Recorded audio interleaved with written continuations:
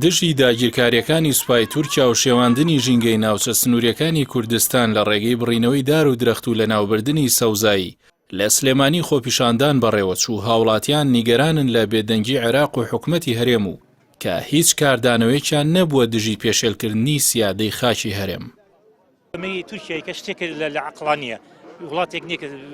هیچ کەسێ ساحێبی نەبێ ئەوەی کە بە خەیاڵی خۆی کە خەیاڵ و واقع دوشتی جیاوازن لەگەڵ یەکتریا ئەشی بینین بەم زوانە چی گۆبەنگی بخوێنێتەوە تورکیا تا ناحیە اقتصادی زۆر دابەزیوە لیری ڕۆژ بە ڕۆژ دابەزێ هێن حکومەتەکەی و شعبەکەی بەمە مەشغوڵەکە بەشێش مەشغوڵەکە بە کوردستان هاتوۆتە ناوە گەشتوۆتە نزیکی مەخموور و ئەو ناوانە و ئەیەوێت ناوچەیەکی وەکو زەمانی عوسمانی بۆ خۆی کە گوایە بەنسبەت ئەوەوە دهێن بووە ویلایەتی عوسمانی پشارەزوو کە بۆ ویلایەتەکە دروست کاتەوە و ئیسەر نێتی ئەوەیە عینی چۆن قوبرسی داگیر کرد و ئەسکەندەرونیەشی لە سووریا داگیر کرد ئەوێ بەشێکی کوردستانی داگیر بکات. ئەمڕۆ هەتاوەکو بەم وەختانە کە ئیسە کە من هاتم ئەوتا بەردەوامە لە قەسفی مەتینا و لەو مەنتیقانە دەست پێ کردووە و خەسفێکی مڕەکەزی ئەم دەقیقەیە لەسەر مەخموور تا ئیسە سێ کەس کوژاون دوان برینارە دوایەوە ژینە و ئەمەش تا ئیسە شەز بنکەی دائیمی سەربازی داناوە و ئەوێ من ناوچەی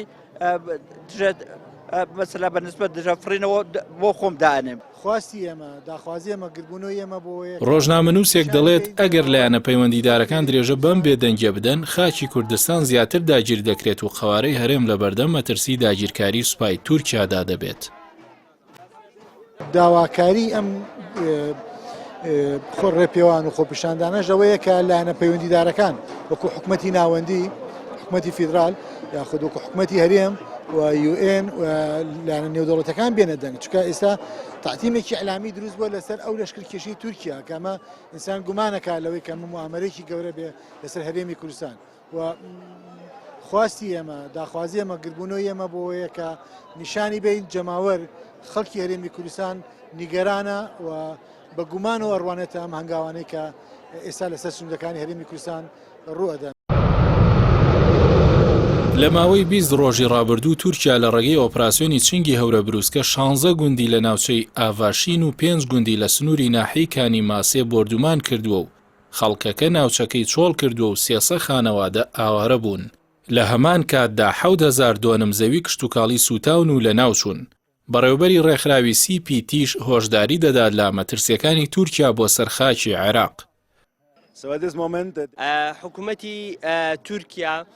چوار بارگای سەربازی تا ئێستا لە هەرێمی کوردستاندا دروست کردووە لە ماوەی ئۆپەراسیۆنی چنگی هەورە بروسکە بە قوڵای 9 کیلۆمەتر هاتوونەتە هەرێمی کوردستانەوە و هەموو ئەو شوێنانەی کە داگیر کراون لەلایەن